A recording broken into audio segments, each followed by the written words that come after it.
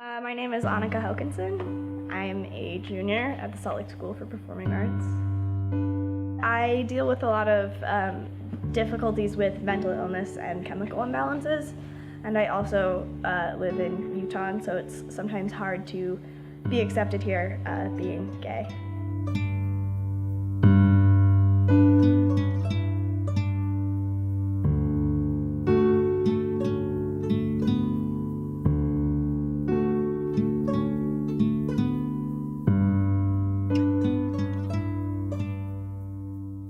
When I was 13, I was diagnosed with some severe anxiety disorders, and I'm medicated for them, but regardless of how much medication I'm on, I still deal with them, and it's still something that I have to work on every day.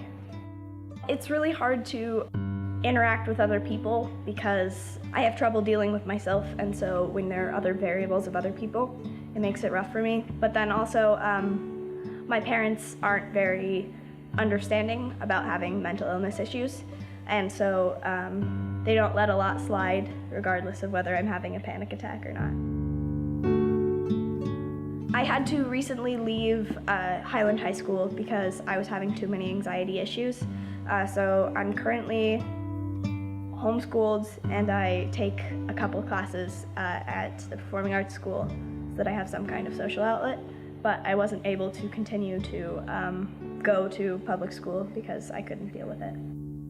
Some of the things that are happening now are promoting more discrimination, and I have a lot of social anxiety, and so when people are not being accepting or being mean about being gay or having issues and stuff, it obviously doesn't help. It's created, just even recently, a lot of scenarios that have been extremely high stress situations for myself. For example, last week I'm a lifeguard at the Jewish Community Center, and we recently had a bomb threat, and we had to evacuate the whole building, and we had to get everybody out and all of the kids in the preschool program, and it was understandably a very, very stressful situation, and I feel like those were things that wouldn't happen a year ago, particularly. So I have a lot of coping mechanisms, being with friends or my girlfriend, listening to music, writing and drawing and stuff, something to distract myself from the other imbalances that are happening. Find little things.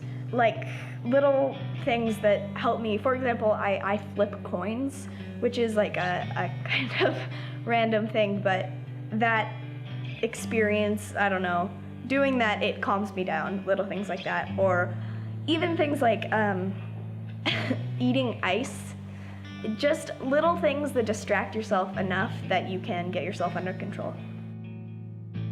Don't get too complicated with it. Just find ways to stimulate certain senses that can be enough. For example, even just changing temperature. If you can go outside or change your surroundings, change the environment that you're in, even change lighting. Sometimes those little things can change your chemistry and change what is going on just enough that you can get yourself under control. Be open with other people when you're having issues. You don't have to just pretend everything's okay, because it's okay when things aren't okay. Your feelings are valid, and if you're hurting, allow yourself to feel that and allow yourself to get better. If you're feeling a lot of anxiety, breathe. This is temporary. Try to think about things in the long run. You're not going to remember this panic attack 2 years from now. Just know that it's going to pass and it'll be over and you can move on. But you just got to power through that moment. It's important to remember that you have survived every moment in your life until now. You have gotten through every scenario that has made you who you are, and you can get through this one. You can make it through this just like you've made it through everything else. take it one step at a time. Anxiety, it's an issue that you can't control. Just stay strong.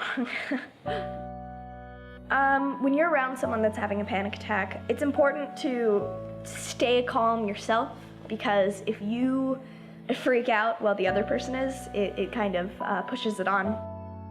If you have kids or teens in your life that are dealing with anxiety, it's really important to just be patient and understand that they don't really know what's going on either, and it's just as hard, if not harder, for them to deal with getting through things. So be patient and listen to them and offer them help. Don't make them feel bad for asking for help. Just be nice to yourself. Be patient with yourself, be patient with everyone else. Everybody's going through their own rough time, and just be nice to each other.